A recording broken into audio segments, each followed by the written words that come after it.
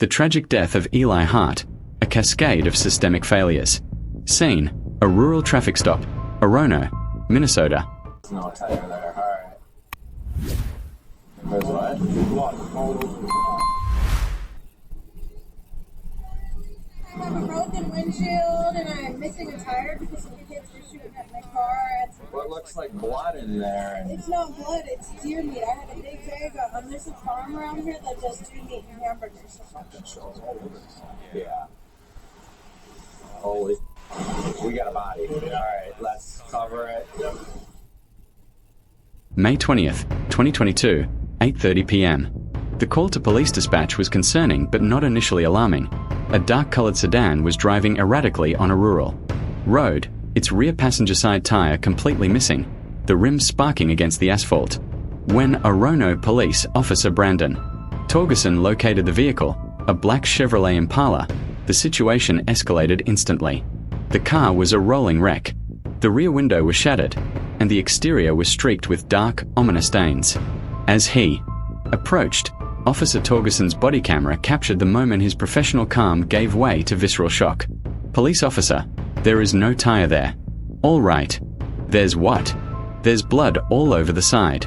Shotgun shells all over the side. Yeah. Holy, we got a body.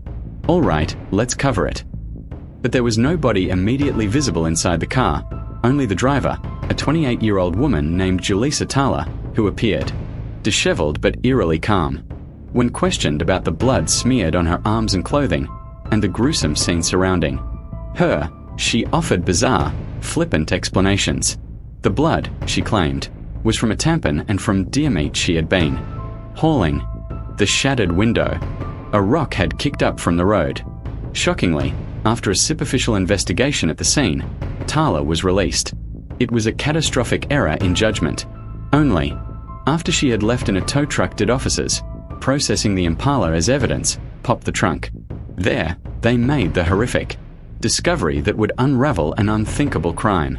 Curled inside was the small, lifeless body of 6-year-old Eli Hart, still strapped into his car seat. He had been shot multiple times. The traffic stop was not the beginning of a mystery. It was the grim epilogue to a murder that a broken system had failed to prevent. A boy named Eli, joy in the face of adversity. To understand the profundity of the loss, one must know who Eli was. He was a kindergarten student at Cedar Park Elementary, described by his father, Torrey Hart, as a social, happy, and energetic boy with an infectious, joyful laugh. Eli was born with Townsbrock syndrome, a rare genetic disorder that affected his ears and required him to wear hearing aids. But his challenges never defined him. He was a child who embraced life's simple pleasures, blowing bubbles, racing toy cars across the living room floor, and devouring his favorite food, meatballs. His smile was a constant, a beacon of resilience that charmed everyone he met. A mother's descent, a long-documented history of instability. The person responsible for Eli's death, his mother, Julissa Thaler, had a history of severe mental illness that was extensively documented long before Eli was born. Dating back to her early teens, she had diagnoses of major depression, mood disorder, and borderline personality disorder. She also struggled with substance abuse, cycling through alcohol, marijuana, and prescription drugs. Her life was a pattern of crisis and instability, numerous traffic violations, arrests for theft including stealing pharmaceuticals, and frequent moves between temporary residences. Most alarmingly, Thaler exhibited a pattern of parental alienation, actively sabotaging Eli's relationship with his father. A court-appointed guardian ad litem, tasked with representing Eli's best interests, found Torrey Hart to be a stabilizing force in the boy's life and noted Thaler's behavior was harmful. Yet, Thaler weaponized the legal system, filing multiple false orders for protection against Torrey, a tactic that successfully delayed and complicated his fight for custody. The system's fatal missteps, a predetermined tragedy. For much of 2021, Eli was safe. He was placed in foster care under the loving guardianship of his relatives, Nikita and Stephen Hart, who hoped to eventually adopt him. During this period, Thaler's behavior grew even more concerning. Social workers documented that she had stopped attending therapy, displayed increasing paranoia, and was non-compliant with case plans. Despite these extensive and escalating red flags, Dakota County Child Protection Services and the family court system began moving toward reunifying Eli with his mother. The rationale, often cited in such cases, is that reunification is the primary goal unless a parent is proven to be in immediate danger. In this case, the system continually gave Tala chances, viewing each failure as an isolated incident rather than part of a terrifying pattern. The most critical failure occurred on December 21, 2021, despite a recommendation from the guardian ad litem for a gradual, supervised transition. Dakota County District Judge Timothy Worminger awarded custody of Eli back to Julissa Tala on a trial basis. Then, on May 10, 2022, just 9 days before Eli's murder, Judge Worminger granted Tala full custody, terminating the county's jurisdiction over the case. The system had officially closed the book on Eli Hart. The unraveling 9 days of horror. Freed from oversight, Tala's descent accelerated at a terrifying pace. Evidence presented at her trial would... Devastating details in court today as the jury heard from Julissa Thaler's boyfriend about the hours leading up to Thaler leaving with her son Eli Hart. No one would see the 6-year-old alive again after that. Lou Goose has covered this entire trial. He joins us now live from the Hennepin County Government Center. Lou? Hey guys, Robert Pickerainen was a highly anticipated witness because he was initially arrested with Julissa Thaler, then released once police realized he had nothing to do with the crime. His testimony was difficult to listen to, but very helpful for the prosecution. These images from 11:22 p.m. on May 19, 2022 are the Thaler didn't do it. When questioning Pickerainen, they pointed out that he told police he didn't think Thaler could hurt Eli. "I didn't think so, no. She was a very sweet person," he testified. Now, Pickerainen's opinion of Thaler has since changed. He told me after his testimony today that he wants nothing to do with her. He hopes she gets what she deserves, and he hopes that she rots in prison. Now, this trial is expected to end tomorrow without Julissa Thaler testifying. We'll see if we have a verdict by news time tomorrow night. Back to you. Later reveal that, in March, she had purchased a shotgun. In the weeks leading up to the custody decision, her Google search history became a chilling roadmap to murder. Asterisk, how much blood can a 6-year-old lose? Asterisk, most powerful knockout drug. Asterisk, how much does life insurance pay for dead child? Asterisk, how to commit crime and blame the child. On May 19, 2022, inside her apartment, Tala executed her plan. She shot her son up to 9 times with the shotgun while he was still strapped into his car seat. The following day, she loaded his body into the trunk of her Impala and drove around the suburbs of Minneapolis. At some point, she discarded Eli's backpack in a gas station dumpster, a final, callous erasure of his identity. It was during this macabre journey that the tire fell off her car, drawing the attention that would lead to the traffic stop. Justice and grief, a family's unending pain. At her trial in January 2023, prosecutors are breezing through witnesses in the trial of Julissa Thaler, the mother charged with killing her 6-year-old boy Eli Hart in Mound last year. Lou Goose has been covering this case from the beginning, and he has today's testimony. After a brutally emotional Friday, prosecutors today called witnesses in rapid fashion to fill in the gaps about Julissa Thaler's movements the day of the alleged crime. Searching through Julissa Thaler's car after she was arrested on suspicion of murdering her 6-year-old son, investigators testified they found 12-gauge shotgun shells, fired and unfired, further leading them to believe Eli Hart was killed in that car. Part of the defense strategy in cross-examination has been pointing out Thaler made no attempt to hide her identity or cover her tracks, implying someone else must have carried out the shooting. When she was arrested, Thaler was driving with one tire completely gone, the rim scraping the road. An Orono detective showed all the places he was able to track Thaler based on those wheel scrapings. They searched dumpsters where they found discarded evidence, including Eli's booster seat. Inside one of those dumpsters was Eli's backpack, his kindergarten homework still inside. The jury then saw the suspected murder weapon, which was found in Thaler's trunk. Thaler, who turned 29 today, buried her face in her hands for most of the day's testimony. Eli's father, Torrey Hart, was the first witness who testified Friday. He has not attended the trial since then, but his family has a small group of supporters in the courtroom at all times. At this pace, the trial is expected to wrap up on Wednesday, and Thaler is not expected to take the stand in her own defense. Back to you. Thaler maintained her innocence, showing no remorse. The evidence against her was overwhelming. Her former boyfriend testified that she had confessed to him. DNA analysis confirmed that the blood in her hair and on her clothing belonged to Eli.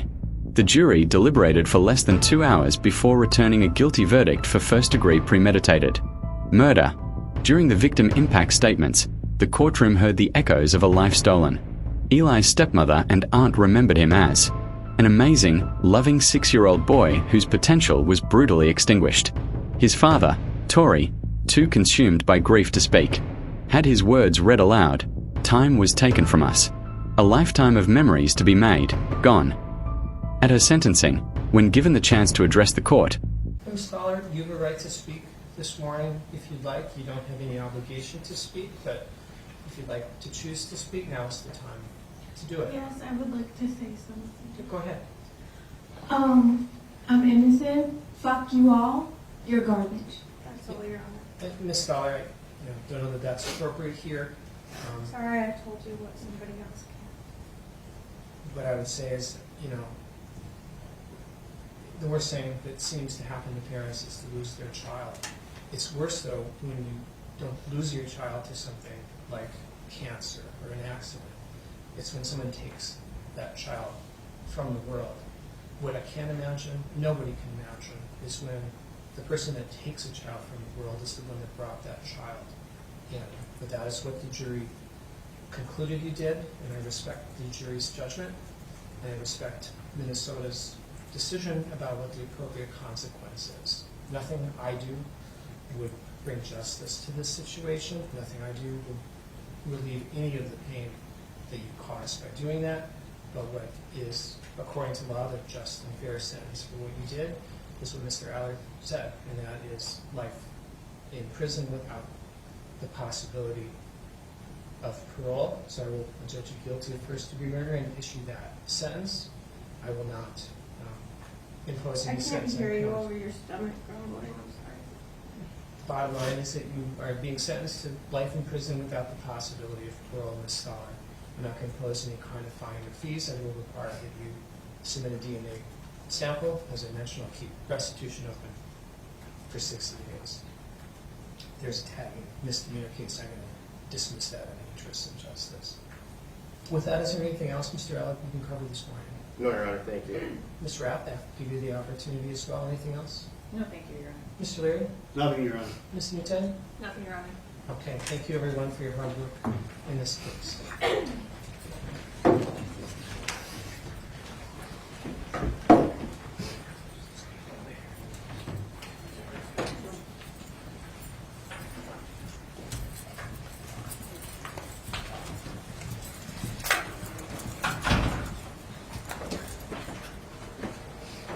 Julissa Thaler's only words were, "I'm innocent.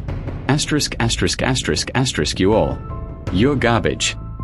She was sentenced to life in prison without the possibility of parole, a legacy of failure and a hope for change.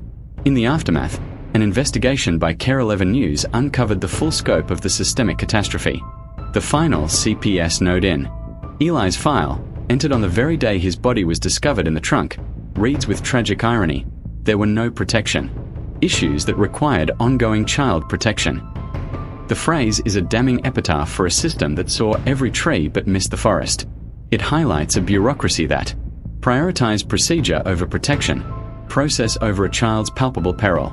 Each agency, the social workers, the courts, the police at the traffic stop, operated in a silo, failing to connect the dots that formed a clear and present danger. Eli's family has since established a foundation in his honor, hoping to build Eli's playground as a place of joy for children, a testament to the joy he embodied. But their larger mission is advocacy. They are fighting for changes in child protection laws and family court procedures to ensure that the voices of vulnerable children are heard above the noise of legal maneuvering and bureaucratic checklists. As his foster mother, Nikita Hart, stated with heartbreaking clarity, "I truly believe that if CPS had done their job and protected Eli, he would still be here today. Eli Hart's story is not just one of a single monstrous act, but a stark lesson in how a cascade of small failures can converge into an unimaginable tragedy. His death stands as a solemn demand for a system that can see the blood before it's spilled. A preventable tragedy, the death of Eli Hart and the $2.25 million settlement that holds a system accountable. The story of 6-year-old Eli Hart is one of profound tragedy, systemic failure, and a painful, costly lesson from Minnesota County. The announcement that Dakota County agreed to a $2.25 million settlement with the family of Eli Hart is not just a legal resolution. It is a stark public admission that the systems designed to protect the most vulnerable children failed at a catastrophic level. The promise of a new beginning. In early 2022, Eli Hart's future seemed to be taking a turn for the better. After a period of living with his biological mother, Julissa Thaler, under the shadow of child protection concerns, Eli was placed in the foster care of his father, Tory Hart. Key allegations included ignoring known dangers. The county was fully aware of Thaler's unstable mental state and history. Violating protocol. The decision to grant an unsupervised visit bypassed internal safety checks. Failing to supervise. Even if a visit was deemed appropriate, the lawsuit argued it should have been closely supervised in a secure setting. Proximate cause. The county's negligence was the direct link that placed Eli in the lethal situation.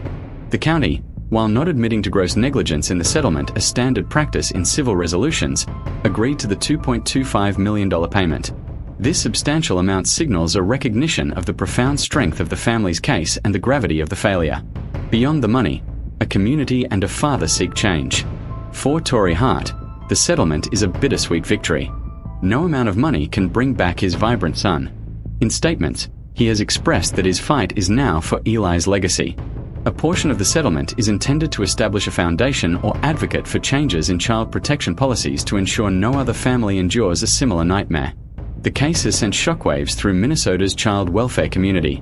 It has prompted urgent internal reviews within Dakota County and sparked conversations at the state level about the protocols for visitation in cases involving parents with serious risk factors. Social workers operate under immense pressure and with complex caseloads, but the death of Eli Hart stands as a devastating example of what can happen when vigilance lapses.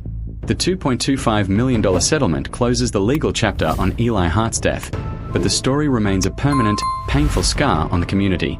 It serves as a solemn reminder of the immense responsibility borne by child protection agencies and the tragic, real-world consequences when the system created to shield children instead fails to protect them.